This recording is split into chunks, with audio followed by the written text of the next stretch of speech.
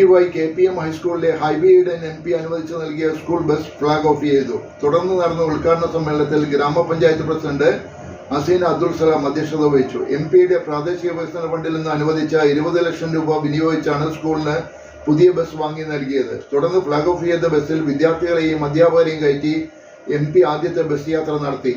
പ്രധാനാധ്യാപിക C Ratnakala, ജില്ലാ panchayat vice president LC George, ജില്ലാ പഞ്ചായത്ത് അംഗം KG ഡോണോ മാസ്റ്റർ, ബ്ലോക്ക് പഞ്ചായത്ത് അംഗം PN Thankaraj, panchayat vice president VK Iqbal, ward member KJ Albi, PTA president K Abdul Razak എന്നിവർ പ്രസംഗിച്ചു.